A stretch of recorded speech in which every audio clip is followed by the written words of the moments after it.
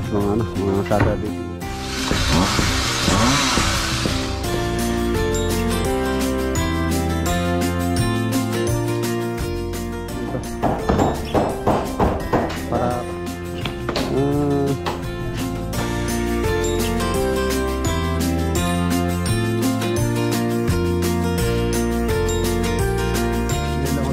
Naabusan ng gasolina yung ating pinso.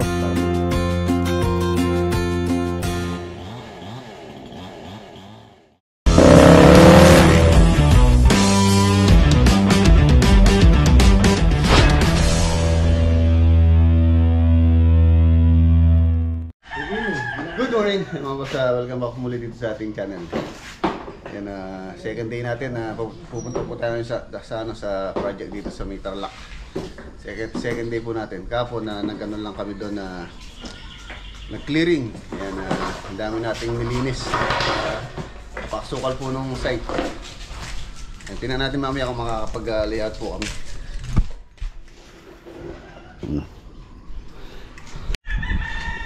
Ayan, bago po tayo umalis, update lang tayo dito sa mga nagawa dito sa ating proyekto dito sa farm. Ayan, meron na siyang shade, pinakababong. Kahapon pumasok po si Ramiro, yung ating welder. Ayan, nakabalangkas na siya pero hindi pa siya tapos. Tapos papipinturahan natin to bago natin pabubong, primer natin. 3 meters po yan simula doon sa wall. Tapos yung ating pinaka-extension dyan sa 2 meters. Tapos lalagyan muna natin ng temporary step yan. Habang hindi pa natatambakan, i-step muna natin.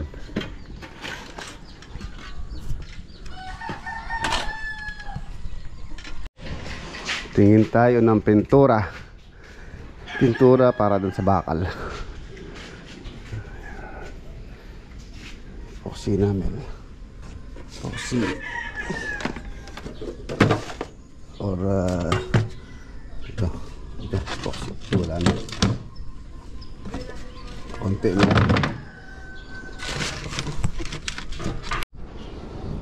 Ito, ang dami pa lang mga tira-tira. Ito, ang dami pa nito. Tingnan tayo ng catalyst.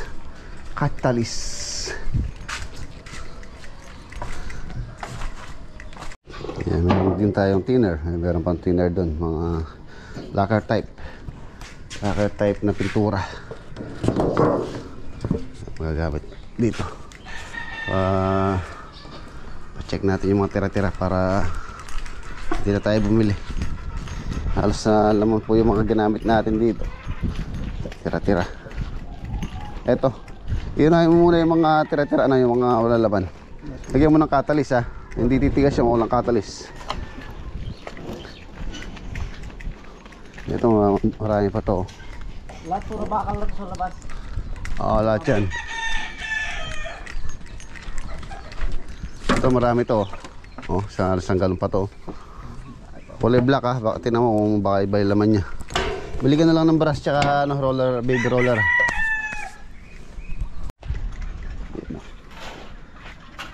Turuan muna natin. Mukhang LBM na naman yata si Ramiro.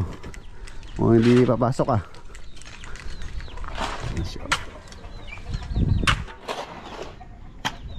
Malalim na ba yung nakukay mo doon, Nyor? Wala pa, no? Halos sa patag pa lang, no?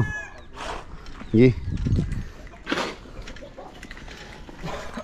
Natin itong kwarto. Yan. Wow. Ano siya? Yan, no? Tapos mayroon tayong abang dito para dito sa labas na ilaw. Ayun yung wire nandyan, nakaabang na po yan. Sa ilaw dito sa may labas. Tapos may ilagay tayo ng saksakan doon para meron yung saksakan dyan sa labas. Ayun siya. Tapos meron tayong electric fan. Sindi natin ceiling fan. Diba? Ayun po yung cladding nya. Tapos yun nga yung ano dito pala, yung balak ni Mrs. Bale dito na po kami mag-headboard. So yun, mga outlet na yun mare-relocate yun. Tapos lalagyan natin ng cladding dito. Ayan, headboard. Tapos doon na namin lalagay yung pinaka TV. Ayan, doon sa location na yun, yung TV dito sa may kwarto. Tapos dito, balak natin dito isa cabinet. Ayan, nandito pala yung kape ko, kanina ko pa hinahanap. Ayan, tapos may pintuan na. Ayan na, flash door. Ang amigo ko niyan, yung anak po ni Boss Godi, ni Kapitan. Ayan, tapos yung dito, lavatory. Meron tayong lavatory na pinull out doon, so yun na lang pong gagamitin ko. Lavatory dito. Tira din yun. Tapos yung shower enclosure natin dito, meron din tayong shower enclosure doon na tira din or binaklas sa project. So yun na lang pong gagamitin ko. At ano lang siya, mag-a-adjust lang ng konti. Yan, kaya ganyan lang kalakihan para yung mga tira-tira is magamit. Pero okay naman po yung laki niyan. Hindi naman siya ganun kalaki, hindi naman siya ganun kaliit. Standard size lang. Pero yung haba niya is mahaba. Kaya itong shower area niya is medyo maluwang yung shower area niya hanggang dito. Tapos nasa 1 metro may yata ito. Standard na shower enclosure is 90 cm. 90. Yan. Standard size po yun. Yung bintana. So kahit hindi na natin lagyan ng exhaust, meron naman tayo dito. Bintana na. Yan, okay na to.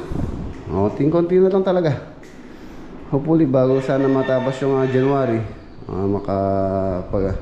makalipat na kami dito ni Mrs. Dito na kami matutulog or mag-stay din. Yan, tambak na lang to. Patayin ko muna yung mga ilaw. Baka wala na tayo pambayad ng kuryente, maputulan na tayo. Okay, tapos meron tayong internet dyan. Yan, meron na tayong router dito na galing, kumuha tayo na linya doon. So hindi tayo na mag-upload tayo ng mga videos. Yan, tapos dito tayo mag-edit. Yung ating ano doon, yung project doon sa elevated kubo, ano muna po yun, stop muna. Ano muna natin yan, tigil muna dahil wala na tayong budget para dyan. Unti-unti lang. Pagka natapos ng kwarto, siguro stop muna dito.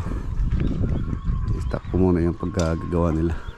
Kailangan munang mag-ipon ulit.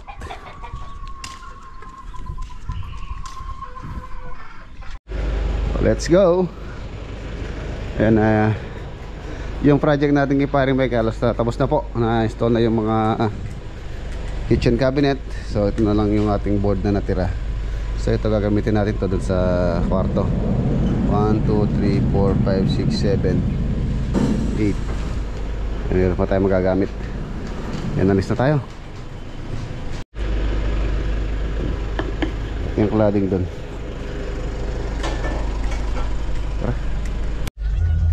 Let's go. Yan, kasama natin si Bino.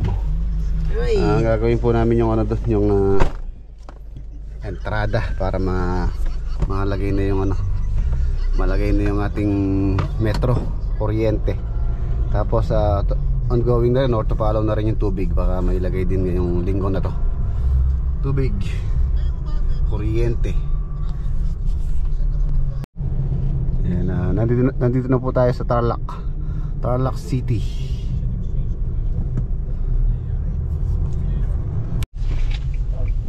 Okay, nandito na tayo dito sa Tarlac City project. Ayun sila oh. Ayun sila. Lagyan natin ito sa may maluwang itong sakyan. Dito nagpabrigate si Master Stillman.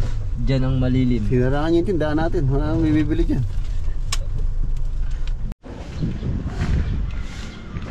Dito na tayo. May kapagsabi kayo kay Neswanged.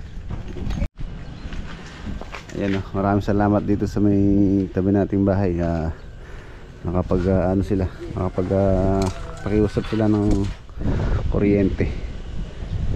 Ano lang naman, siguro hanggang bukas or makalawa i-connect na po yun.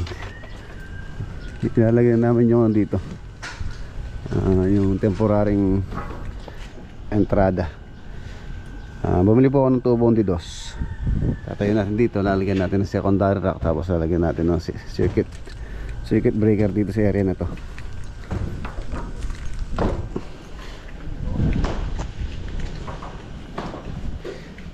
Nasa yung tubo. Ayun yung tubo ni Dos. Lapat din natang teta mamutot. Ngayon naglilinis dito. Ha? Hindi ba dumating yung mga napuputol? Pasasagad po sana namin to. Kaya nyo nasagarin. Tsaka yun, mga halaman pa. Bayad po kasi sila dito. Halos na 25k yata binayaran ni Ate Maid sa kanila. So tinulungan pa namin sila kahapon. Mukhang di na babalik ah. Ayun pa oh. At sagaran nila yung putulin. Yung kasing chiso natin hindi po kaya yung yung malaking puno na. Tingnan natin kung makakaano tayo, makabili tayo ng chiso malaki. Pagka hindi nila tinanggal to, hindi po kaya ng chiso natin to. Ang gumagawa na dito, extension ng tindahan. Merenda. Break time. Alas 10 na. Ang ganda ng poste ito oh. Ganda ng stirrup po. Round bar tapos stirrup niya valve bar oh. Naunang gawa po yan. Tingnan nyo naman, napakatibay. Ganito lang pala matibay na oh. Ayan na bad wire. Yung kanilang mga stirrup or ties. Tapos round bar lang to actually oh.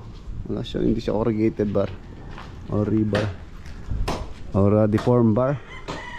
Tapos yung stirrup yan pwede pala kawayan no? Oh, yan. Pati yung mga boss, buo pa yung mga kawayan no? Pandawas no, no? So tansya ko itong bahay na to, may isang downtown to. Buo pa yung kawayan no? Paulit na pa oh. Kawayan lang, stirrup. Tapos bar lang stirrup oh. Round bar yung kanilang ano. Pero ano lang to, mga 10mm lang to. Round bar. Ibay. Hindi mo umabot ng 100 years. Mang Sani, anong gawa mo? Anong ginagawa mo? Nakagawa ka ng imbakan ng ipon. Yan, dito kami nagagawa ng CR. Si Mang Sani ang gagawa muna ng CR. Kasi Tio Roger. Tara, merenda muna tayo. Bah. Ay, kunin nyo yan gagawin bonsai ni paring Mac yan. Ano boy? Ayun ba, ano yun? Ano? Sa kabila. Ay, bigyan mo kay paring Mac. Bonsai maganda yan. Ngayon, design no? Oo. So nga ni paring Mac, yung manggaron eh. Bunutin mo daw eh. Hindi kaya. Yung chainsaw wala ng gas. Walang gas, bumili pa lang yata si paring Jumel.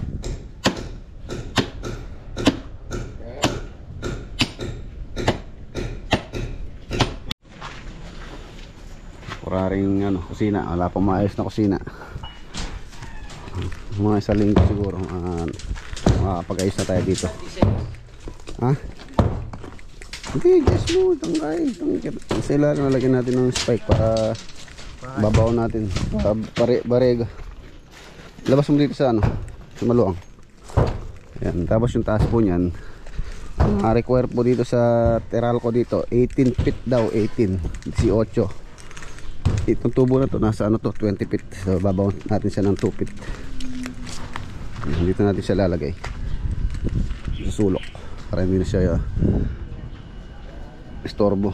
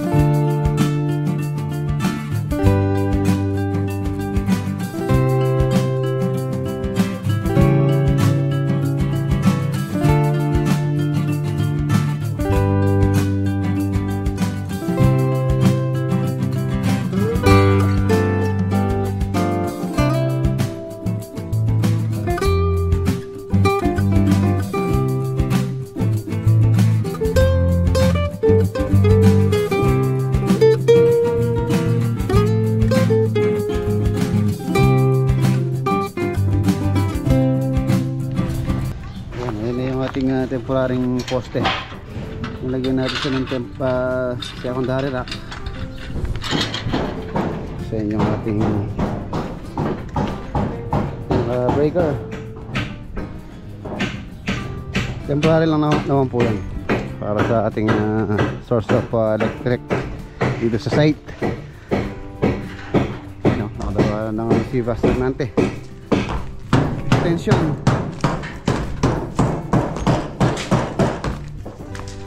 Gawin pa rin yung pagtitibag.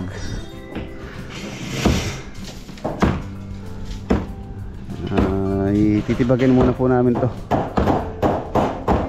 para pagka nag-layout tayo, layout natin na mahusay or maayos. Tibag.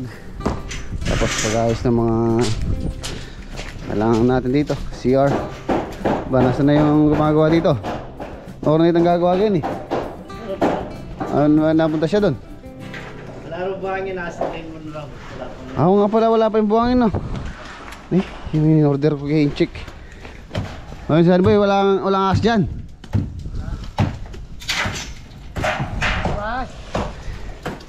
Hala po nga yung buhangin mamaya.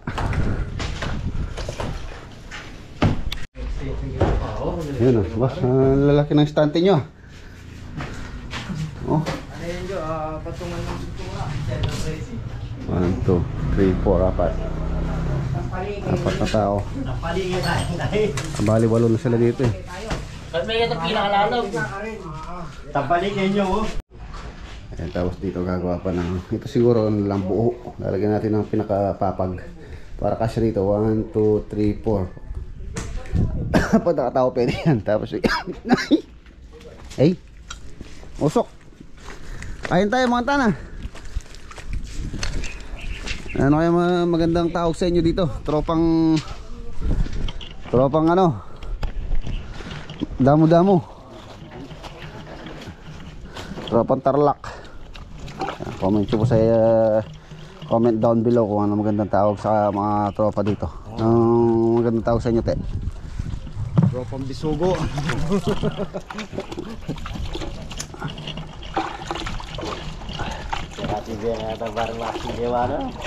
Tayo.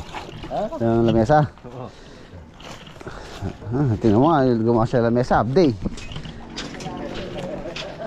Mga sani, ayos ba yung lamesa ang ginawa mo?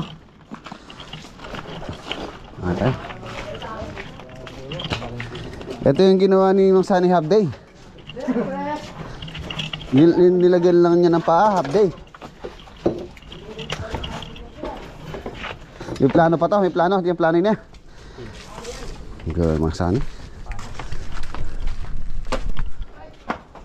Ang piganda mo nila. Maraming ano dito mga boss. Antik. Ibok. Tropang antik. Oh, tropang antik. Ayan, tropang antik. Hey.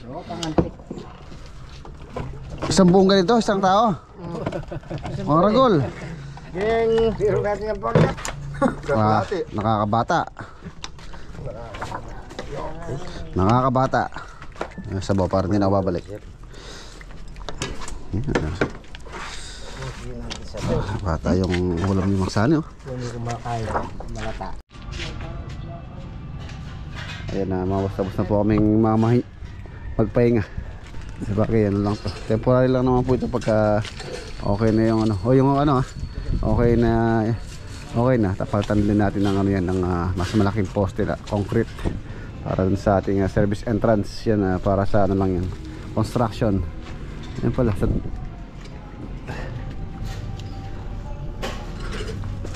Yan. Ayun, okay na yan. Taas niya. Mas mataas pa dito sa mga kuryente rito.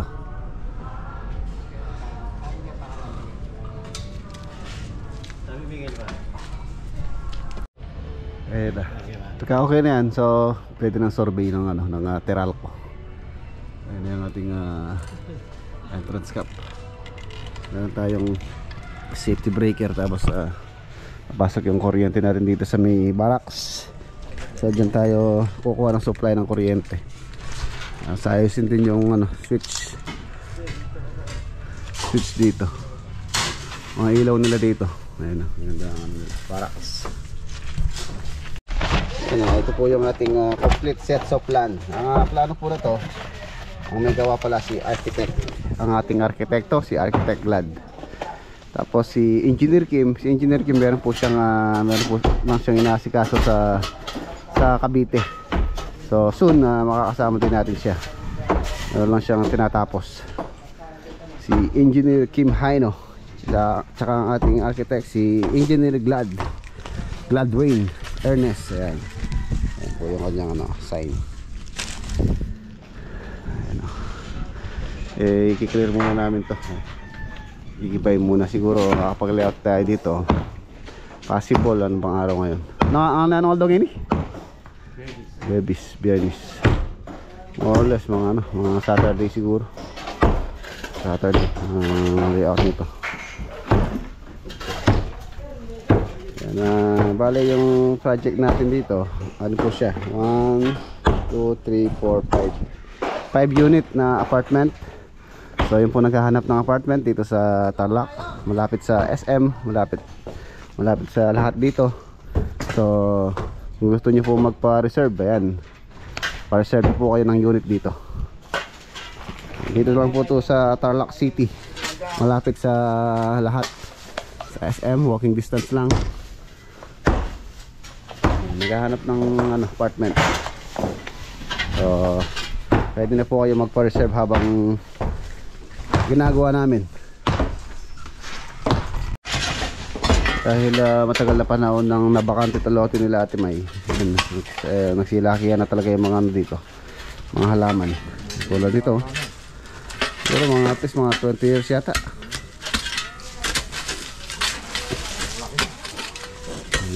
Tatanggalin po namin to, gawa ng dito yung magiging bodega natin ng semento sa area na yan. Semento. Bibili lang ako ng gasolina, naubusan ng gasolina yung ating chainsaw para maputol namin to. Yan, shoutout kay Kuya Renato tsaka kay Ate Mary Grace ng Angat Bulacan. Siya po yung nagbigay ng ating mini chainsaw na 14 inches. Pero kung kailangan nating mag-provide ng malaking chainsaw, hindi po kasi kaya ng maliit yun, yung puno na mangga na yun. Saka yun, mukhang hindi na yata babalik yung nagputol ng dito ng halaman dahil hindi na napakita ngayon. Bili muna tayo ng gas para doon sa chainsaw.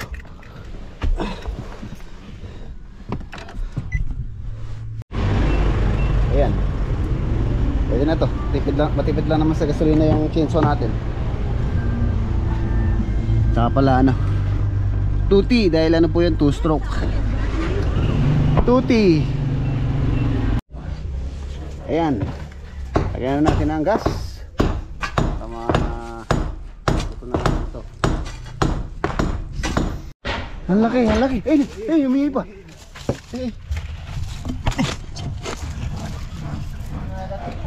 Bullfrog, oh. Ano boy? Nangihi pa. Ano ba ito, oh? Wala ka, ulam mo na mamaya to, oh. Bullfrog. Ano ba yun? Oh. Mamaya makakakuli pa sila. Laki, no?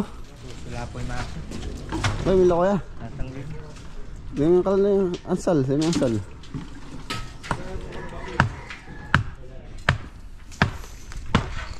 Yun, natanggal na yung heri ko. Yan, dito lumabas yung palakay. Ano na pang sawa yun?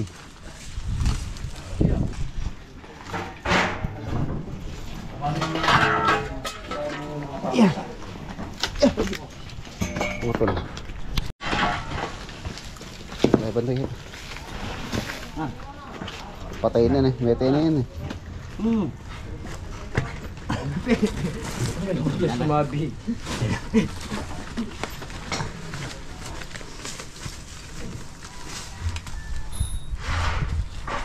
Ito na lang isa. Aro? Malalim yata ang ugat niya. Kanyang gilid ng pare, ganyan. Mo yung ugat, i-chainsaw natin.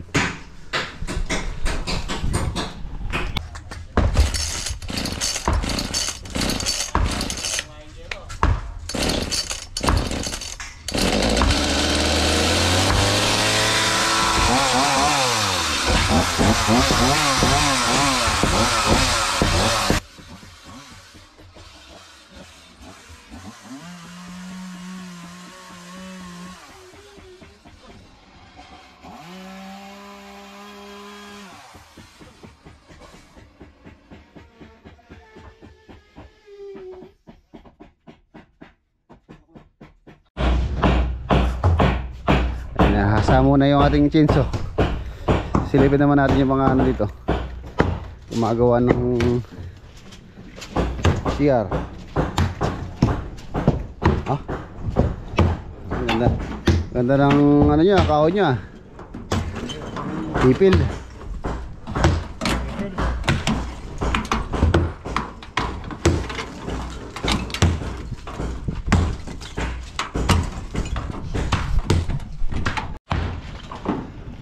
Wala ka man pala makukuha ang kalakal dito sa pader na yan eh.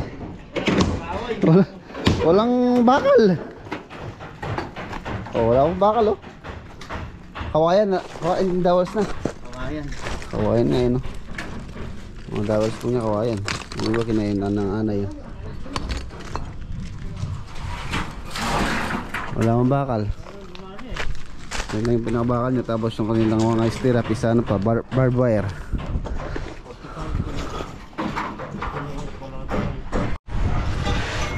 Patigas pala yung halaman na yun, yung ano, yung pakiling. Napurol kaagad yung talim. Tingnan natin kung makakadaan po tayo sa daw ngayon pa uwi. Titingin ako ng talim. Nasukatan ko na naman yung talim na kailangan namin doon. Tapos sakambas tayo ng malaking chainsaw kung magkano. Ayan o, CR nila o. Samantala lang naman po yan. Tapos pagka ayos na, yun ang magagamit dito sa mga unit na gagawin natin. So pwede nang gibayin yun. Ayan, nagiba na doon. Buti madali lang po gibayin itong ano, itong ano, bahay na ano dito. Dati wala siyang bakal. Tapos yung mga poste niya, yun doon na lang, hollow blocks lang yung pinail nila na ginawang poste. Alas dito lang sa may harapan yung poste. Baka hanggang bukas matapos nilang gibahin to. Bukas, Biyernes, Sabado baka makapag-layout.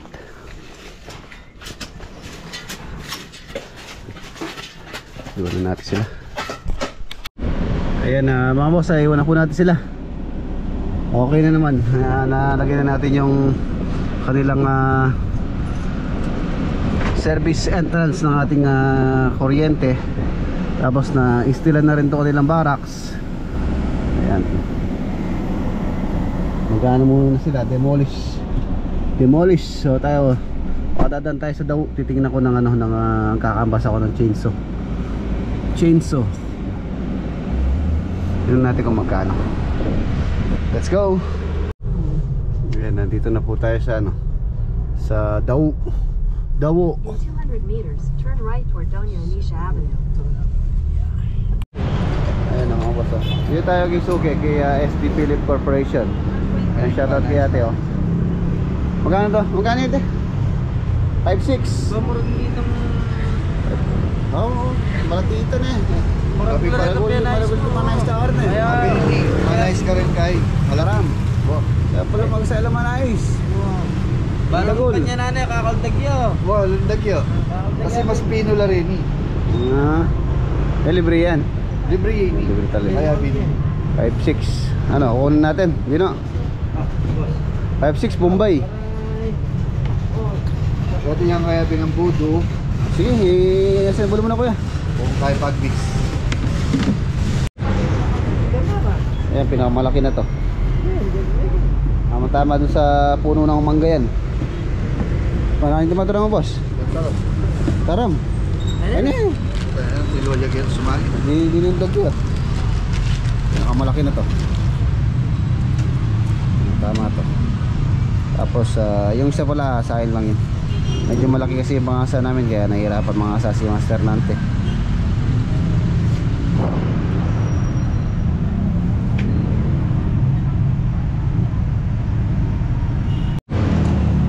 Eagle brand. Naman something ngayon ng stealth. Ano naman tasted, sir? Hindi naman local ka rin eh. Oh, di local ka rin to China. China na eh. Halos ka presyo nila rin eh. Maganda sana steel, kaya lang yung original mahal. Wala yung laya pa build. Alay, mabilta na. Ang steel.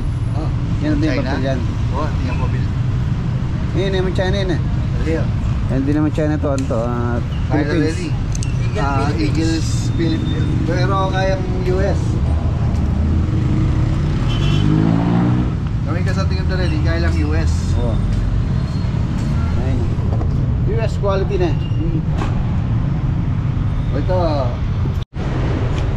Hindi po pala basta-basta bumibili ng chainsaw. Kailangan pala meron din papel, may permit. Ito meron naman daw to, sabi nila. Asan kaya yung permit naman ito? Permit. Yan daw stealth, kailangan may papel. Testing.